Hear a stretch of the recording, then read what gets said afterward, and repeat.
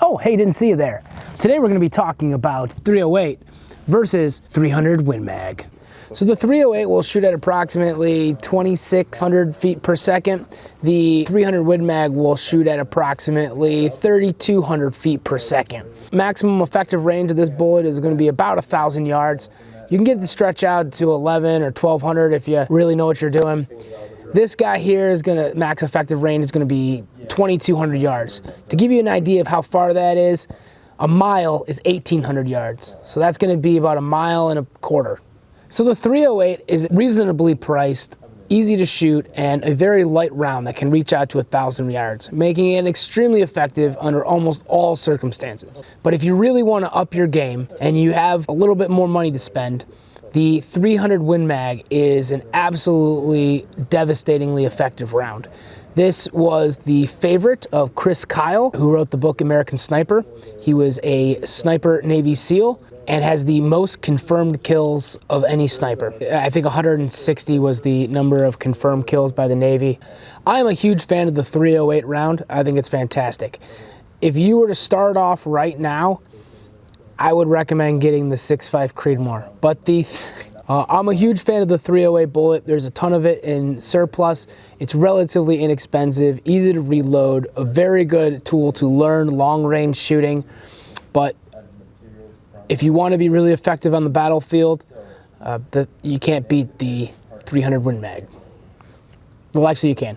The 338 Lapua will probably beat the 300 Win Mag. But unless you want to spend $4 a bullet, I recommend this guy. Hey, man.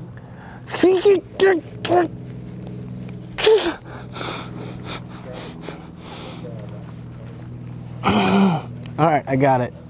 It's like 18 pounds. It's very front heavy. I can't actually. The barrel on this is lighter, so this one. Actually, this is probably a lot heavier than this one. Now that we've determined the best bullet for our use, now we're going to talk about the best rifle for our use. Now, both of these guns are essentially target guns for high accuracy, high reliability. We have the bolt action, light triggers. This particular rifle here has a heavy stock and a very long bowl barrel, making it very heavy. It's not very conducive for hunting. It would be cumbersome and hard to wield. I have a straight 10 magnification scope. That's too much power for hunting, making it hard to find a moving target or even an obscure or camouflage target, but very good for identifying a long-range target where I can take my time to go ahead and shoot that. The price of this particular rifle was about $1,100. This gun also has a magazine capacity of 3 rounds, I think. It's an internal magazine, which I am not a big fan of. It has this little gate here, and there's the magazine to clean it out while we load in through the top.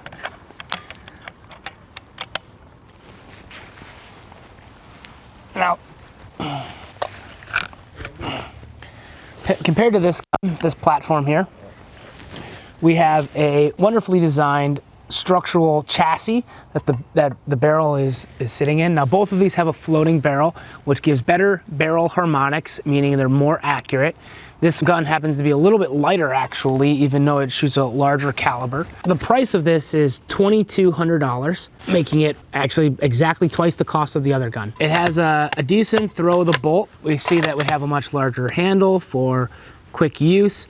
This gun is definitely more oriented towards combat applications with a detachable magazine, making for quick reloads. The magazine holds 7 rounds.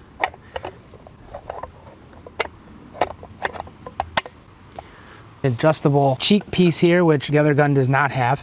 This will give me a good stock weld for looking through my scope. It's a Magpul buttstock, very nice. We have a pistol grip, which with precision rifles, I actually recommend not using the pistol grip, but it does have this pad here, which makes it a little stable for, screw it.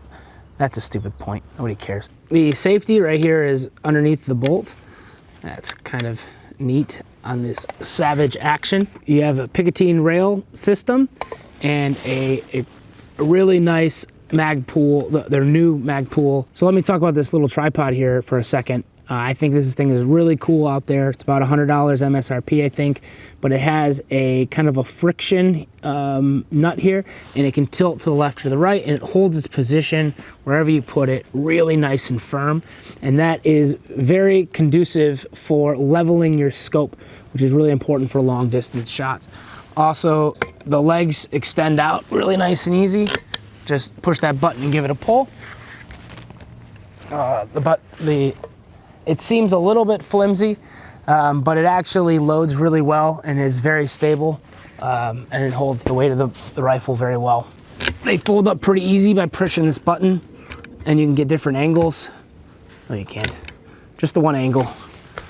Confusing it with a different guy. All right, there we go. It also is on a swivel, so you can move side to side, which is really good for engaging multiple targets. This is an absolutely fantastic rifle and an amazing platform, and I definitely would prefer this Savage with the chassis and the magazine with the 300 Win Mag as a combat-oriented gun. To be able to engage multiple targets at extremely long distances, this is definitely the platform for me. Also really good for competition. This is a lot of fun. But it is pretty pricey at $2,200 for the gun. And then the ammunition itself is also fairly pricey.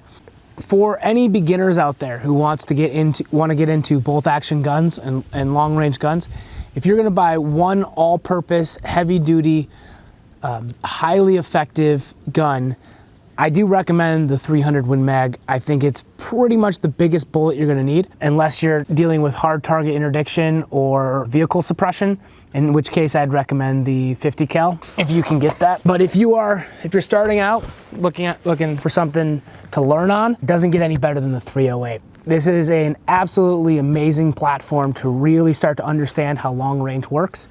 And I would not recommend getting something bigger or more expensive than a 308 until you have really kind of put in the work to master the 308 first.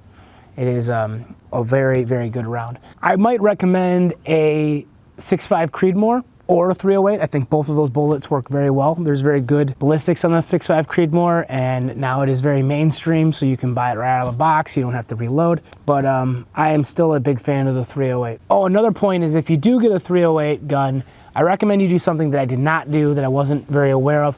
I recommend you get a shorter barrel on your 308. And the reason I say that is this is definitely going to extend out of this gun is going to extend the range of those bullets, but a shorter barrel is going to have better harmonics, so it doesn't vibrate as much. It's going to be very accurate. And so if you're shooting out to 1,000 yards or under with that 308 bullet, a shorter barrel is going to be a lot more conducive.